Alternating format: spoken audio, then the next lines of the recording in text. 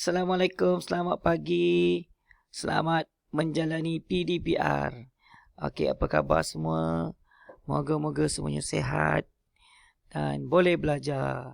So, pada pagi ni, murid-murid semua kita nak belajar tentang topik pernafasan manusia. Okey, objektif kita hari ini, yang pertama kita nak kenal pasti organ yang terlibat dalam proses pernafasan manusia. Okey, organ ni apa? Organ ni ialah bahagian-bahagian yang terlibat dalam proses pernafasan manusia. Dan yang kedua, kita nak perihalkan proses pernafasan manusia. Maksudnya, macam mana kita cerita, macam mana proses pernafasan tu berlaku. Okey. Okey. Ini ialah organ pernafasan manusia. Okey, so siapa tahu? Angkat tangan. Okey. Yang pertama ni apa? Ini ialah hidung. Okey, organ yang pertama ialah hidung. Okey, organ yang kedua. Yang ni. Yang ini nama dia trakea ataupun dikenali sebagai salur udara. Yang ni salur udara. Yang dua ni pula, siapa tahu? Kasih, apa ni yang dua ni? Okey, bagus. Ini ialah paru ataupun peparu. Jadi, ini ialah 3 organ pernafasan manusia, iaitu hidung, trakea dan paru-paru. Seterusnya, okey, bagaimana proses pernafasan berlaku? Okey, dia ada 2 proses. Yang pertama ialah menarik nafas. Okey, so semasa menarik nafas, udara disedut masuk melalui hidung. Okey, ni hidung kita kan? Okey, kita akan sedut udara masuk ke dalam hidung kita. Sini. Okey, bila dah udara itu masuk dalam hidung, yang kedua, udara yang masuk tadi akan mengalir melalui trakea ataupun saluran udara ni untuk ke paru-paru. Ni macam pipe lah. Pipe kan? Pipe udara. Okey, dan yang ketiga, semasa kita tarik nafas, okey, udara daripada trakea tadi akan sampai ke paru-paru kita. Kat sini. Okey, so masa kita tarik nafas, udara dari hidung akan masuk melalui trakea dan terus ke paru-paru. Okey, proses ini kita panggil proses menarik nafas. Cikgu harap kamu faham Okey. Yang kedua.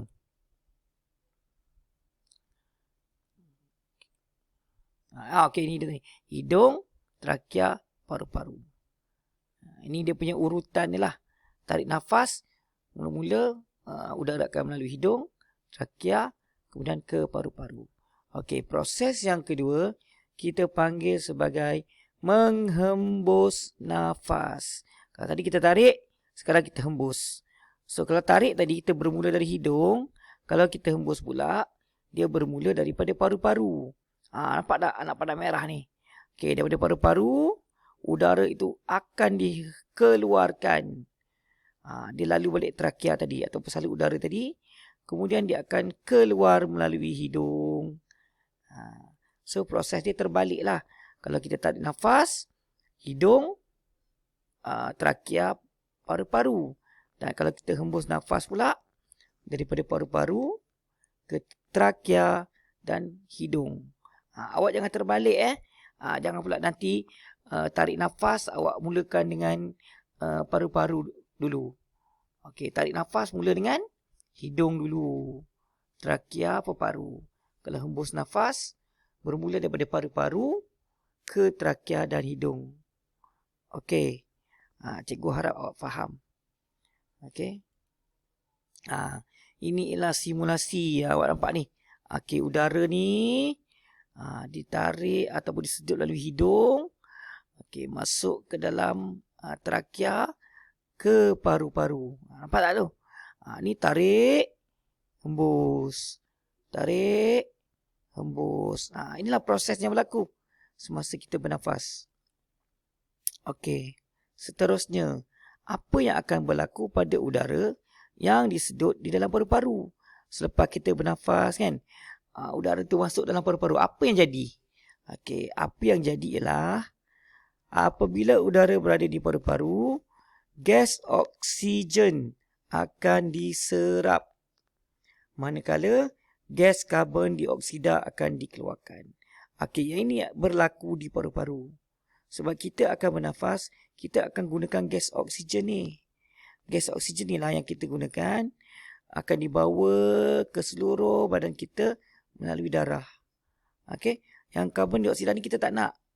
So kita keluarkan dia balik masa kita hembus nafas.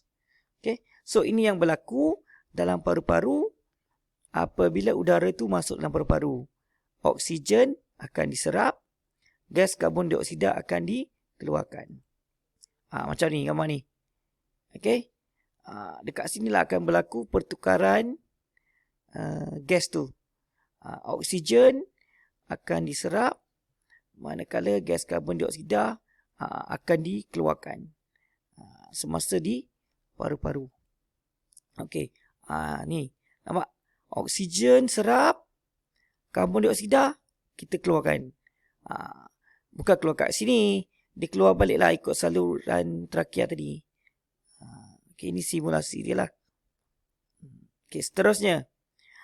Okey, organ pernafasan manusia. Ni kena ingat Yang pertama, hidung. Yang kedua, trakea atau salur udara. Yang ketiga, paru-paru. Yang ini kena ingat. Kalau cikgu tanya, okey murid, siapa yang tahu organ pernafasan manusia? Berapa jawapan Jawapannya ada 3. Iaitu hidung, trakea dan paru-paru. Okey. Ini awak kena hafal. Ya, kena hafal dan ingat.